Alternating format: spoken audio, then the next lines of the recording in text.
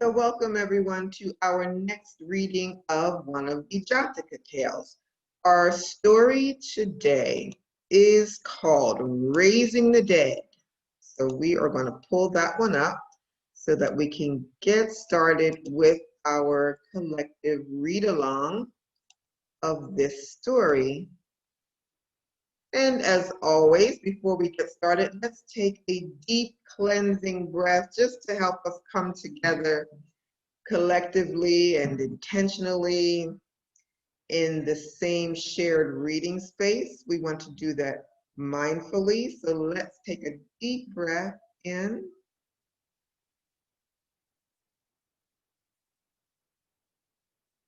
and releasing.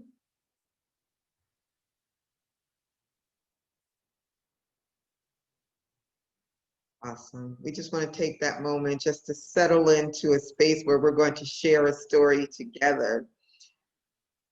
The characters for this particular story, the characters are the Buddha, King Ajatasattu, Jivaka, Sanjiva, companions, boys, students, the teacher, and the narrator.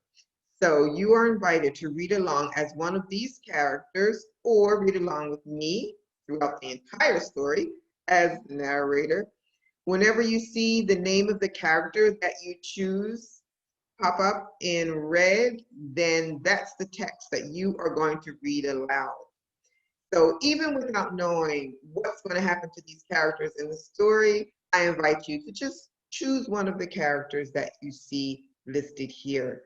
And that's the character you will give voice to in the story, and through whose eyes you are going to see what happens in the story. And through their perspective, you will experience the story. So here we go. It was while staying at Veluvana that the Buddha told this story about King Ajatasattu. While still a prince, Ajatasattu had put his faith in Devadatta, the bitter foe of the Buddha. Prince Ajatasattu honored Devadatta and spent vast sums of money to build a monastery for him at Jayasiya. Following Devadatta's advice, the prince even killed his father, the virtuous king Bimbisara, who had already attained the first path.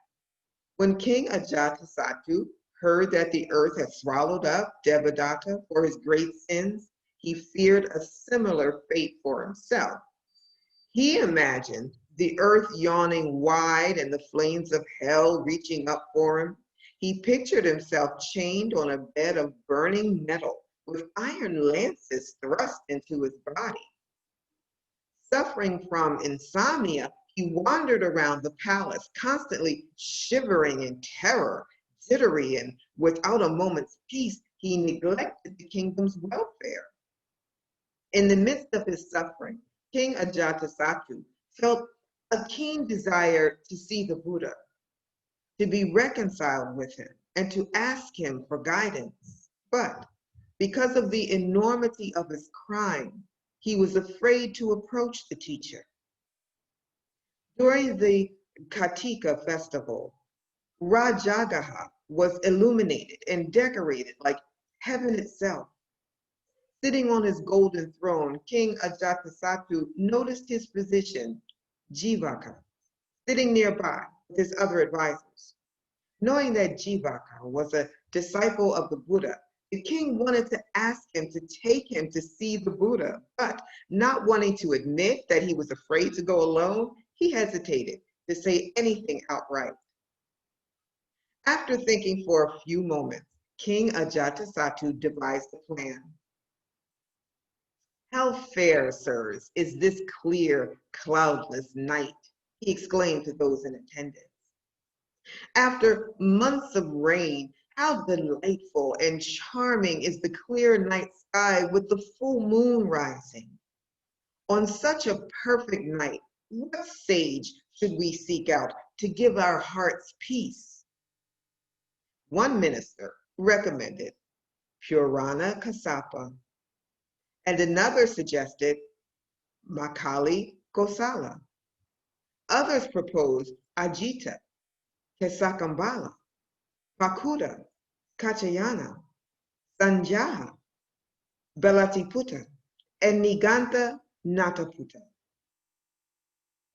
In silence, King Ajatasattu listened to all their suggestions and waited for Jivaka to speak.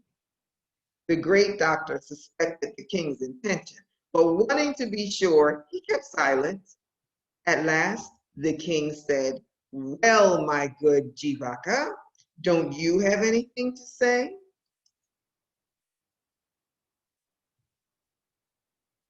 Jivaka immediately stood up, pressed his palms together in the direction of the Buddha, and said, "Sire, the Buddha is staying in my mango grove with 1,350 bhikkhus. Such indeed is the exalted one, worthy, perfectly enlightened, endowed with knowledge and conduct, well gone, knower of the worlds, supreme trainer of persons to be tamed, teacher of devas and men, enlightened and exalted. Let your majesty go to listen to him teach and to ask any questions you may have." Having gotten Jivaka to make the suggestion, the king immediately ordered elephants readied and rode in state with a full entourage to the mango grove. As the king entered the grove, he was gripped with fear and his hair stood on end. "Jivaka," he cried, "you aren't deceiving me, are you? You aren't betraying me, are you? You aren't turning me over to my enemies, are you? You said that there were more than 1,000 bhikkhus here, but I hear no sound of sneezing or coughing. There is no talking at all. How can that be?" "Be afraid, your majesty," Jivaka calmly replied. "I am neither deceiving you nor betraying you to your enemies. Go forward, sire. You can see lamps burning in the pavilion." In the pavilion, King Ajatasattu found the Buddha surrounded by bhikkhus, sitting in absolute calm, as quiet and still as the ocean, without a breath of wind. There were more bhikkhus than King Ajatasattu had ever seen gathered together, and he was extremely pleased with their demeanor. The king bowed low to the Buddha, spoke words of praise, and sat down. When the time was right, he posed his question: "What is the fruit of the religious life?" In reply, the Buddha delivered the Samanapala Sutta, which greatly pleased the king. At the end of the discourse, King Ajatasattu made his peace with the Buddha, paid solemn obeisance, rose from his seat, and returned to the palace. Soon after the king had gone, the Buddha addressed the bhikkhus and said, "Bhikkhus, this king is uprooted. Had King Ajatasattu, in his thirst for power, not slain that righteous ruler, his own father, he would have attained the first path before he got up from his seat today. Because he followed the wicked Devadatta, however, he has cheated himself of that attainment."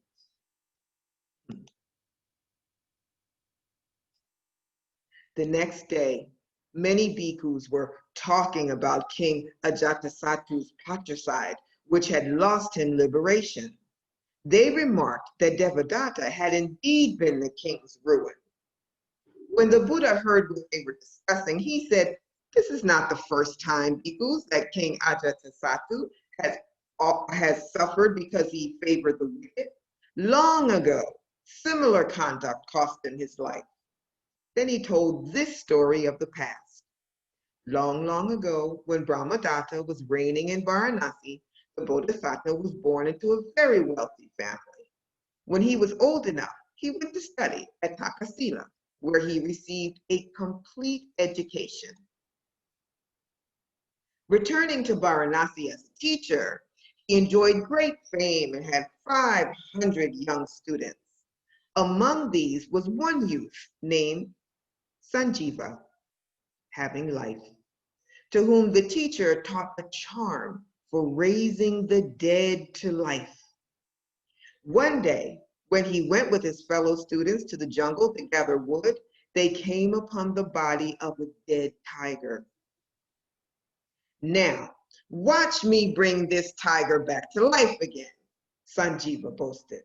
"You can't," his companion said. "Of course I can," Sanjeeva said. "Nothing to it, just watch me." "Well, do it if you can," the other boy said, quickly climbing a tree. Sanjeeva recited his charm and struck the dead tiger with a stick. Up jumped the tiger, and as quick as lightning, it sprang for Sanjeeva's throat, killing him on the spot. After the fatal bite, the tiger fell back dead, right next to Sanjeeva's corpse. The other young students raced back to their master and reported what they had witnessed. "My dear boys," the teacher said, "by showing favor to the wicked and paying honor where it was not due, Sanjeeva brought this calamity on himself. Befriend a villain, help him when he's in trouble, and like that tiger which Sanjeeva returned to life, he will devour you for your pains." After a life of generous almsgiving and performing other good deeds, the teacher passed away to fare according to his deserts. Having concluded his story, the Buddha identified the birth. At that time, Ajatasattu was the young Sanjeeva who brought the dead tiger to life, and I was the famous teacher. There you have it. As always, let's take a deep cleansing breath to allow all of that to settle in, and we'll have a look at it. Let's take a deep breath.